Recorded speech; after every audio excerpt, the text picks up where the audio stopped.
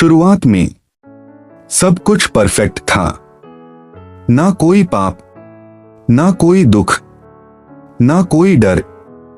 आदम और हव्वा अदन की वाटिका में रहते थे, एक ऐसी जगह जहां शांति थी, आनंद था और सबसे बड़ी बात, परमेश्वर के साथ सीधा संबंध था। वे परमेश्वर के साथ चलते थे, उससे बात करते थे, उसकी उपस्थिति में जीते थे।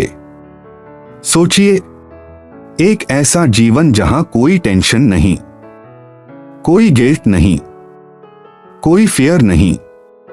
अगर सब कुछ इतना परफेक्ट था, तो फिर आज दुनिया में इतना दर्द, पाप और टूटन क्यों है?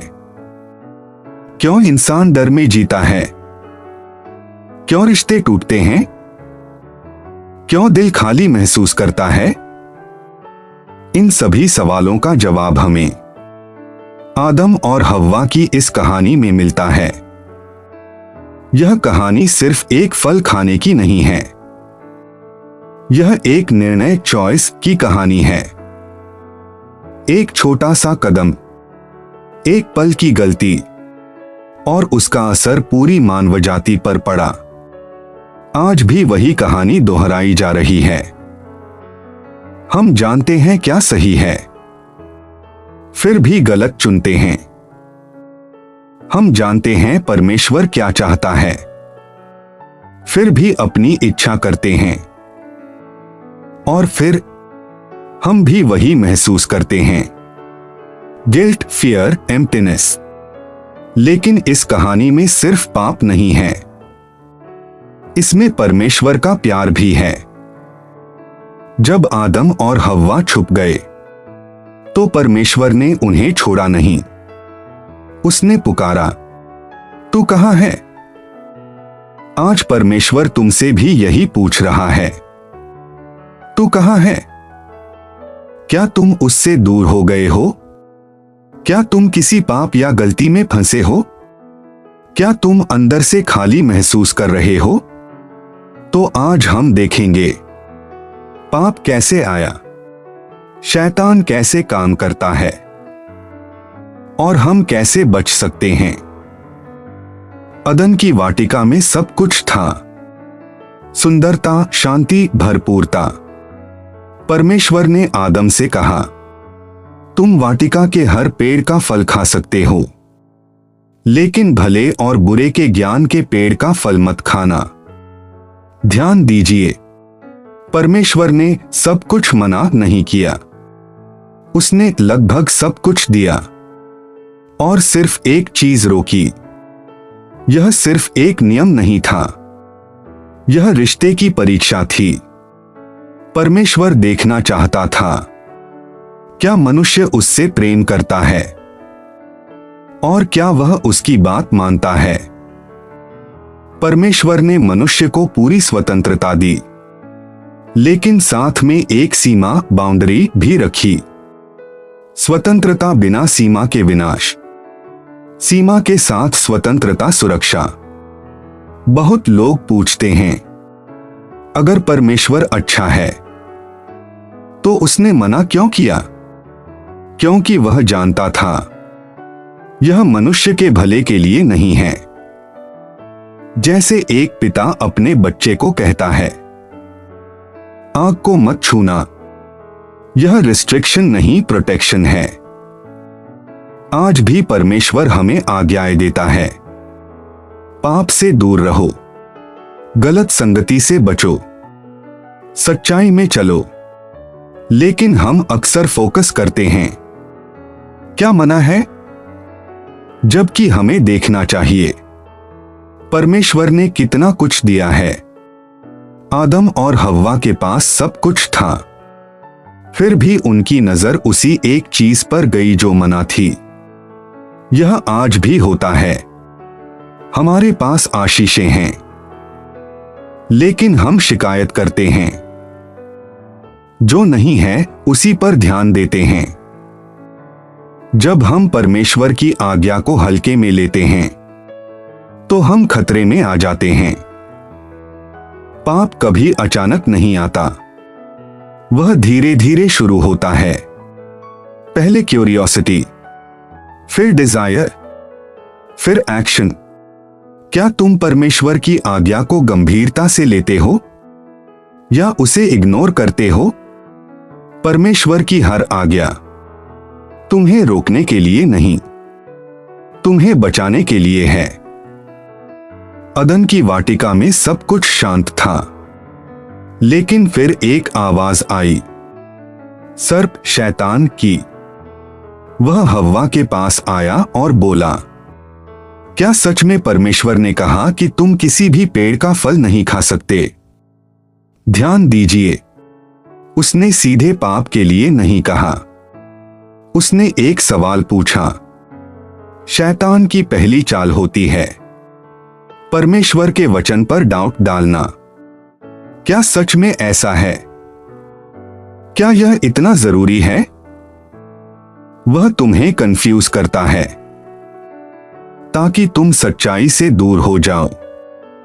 हव्वा ने जवाब दिया, हम खा सकते हैं, बस एक पेड़ का नहीं। लेकिन शैतान बोला, तुम मरोगे नहीं। उसने परमेश्वर की बात को बदल दिया।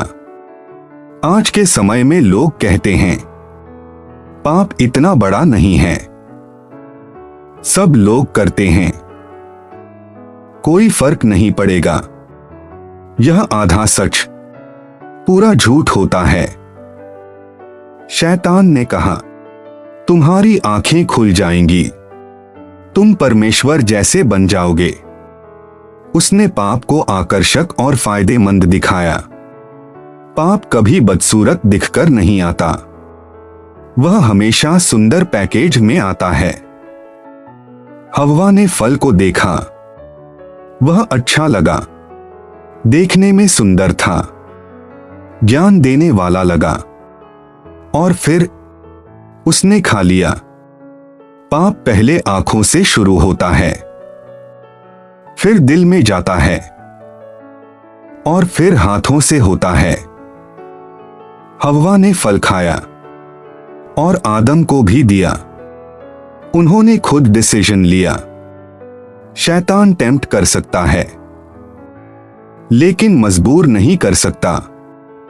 निर्णय हमेशा हमारा होता है। आज भी शैतान उसी तरह काम करता है। मोबाइल पर गलत चीजें, गलत दोस्ती, गलत आदतें, ईगो, एंगर, जेलसी, वह धीरे धीरे हमें गिराता है। परमेश्वर के वचन को जानो, तभी तुम झूठ पहचान पाओगे।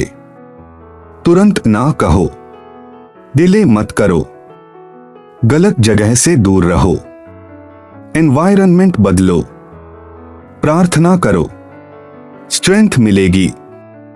क्या तुम टेम्पटेशन को पहचानते हो या हर बार उसमें गिर जाते हो? शैतान चालाक है, लेकिन परमेश्वर तुमसे ज्यादा शक्तिशाली है।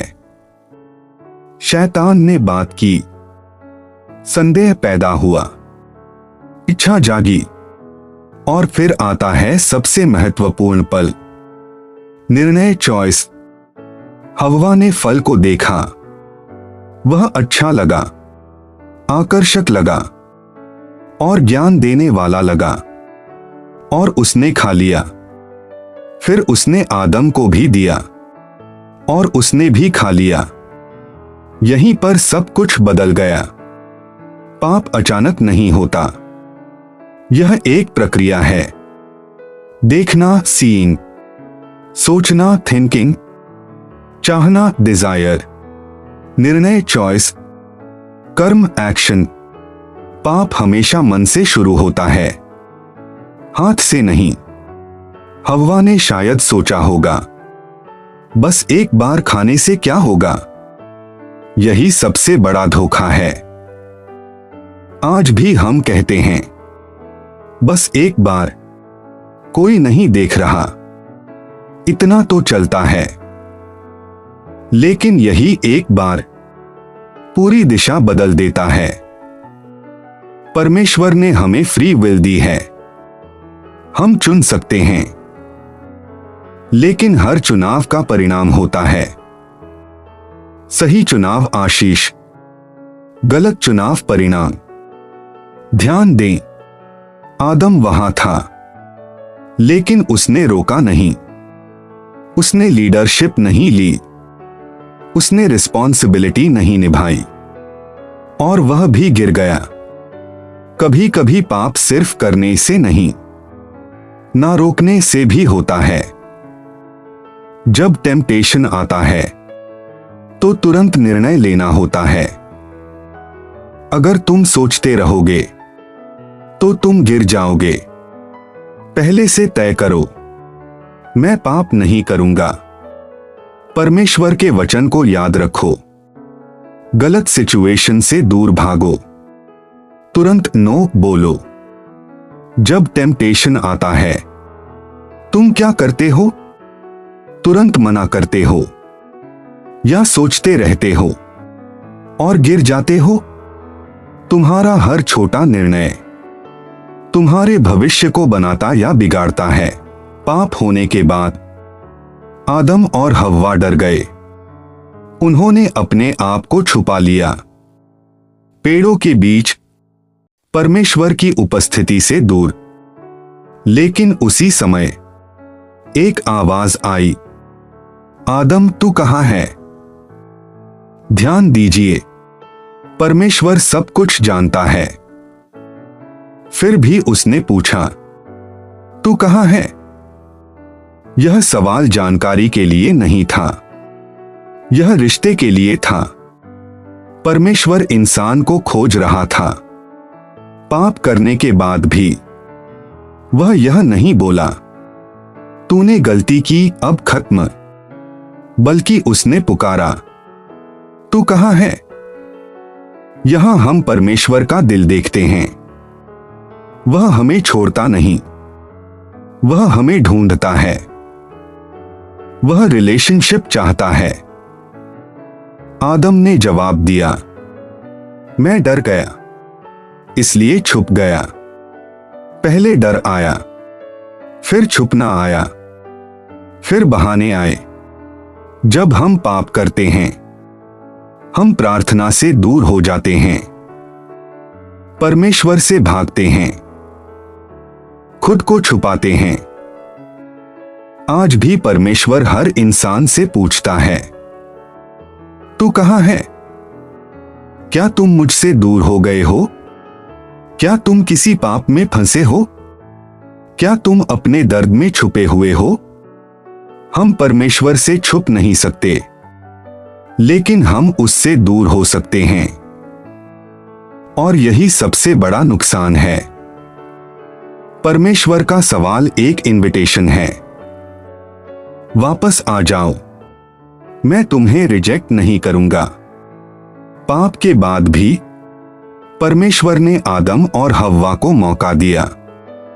यह दिखाता है परमेश्वर सिर्फ न्यायी नहीं, बल्कि दयालु भी है। अगर परमेश्वर आज तुमसे पूछे, तू कहां है? तुम्हारा जवाब क्या होगा? तुम चाहे कितनी भी दूर चले जाओ, परमेश्वर तुम्हें ढूंढना नहीं छोड़ता।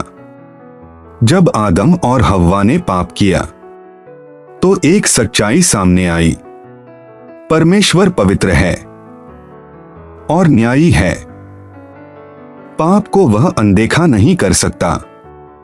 परमेश्वर ने उनके पाप के परिणाम बताए।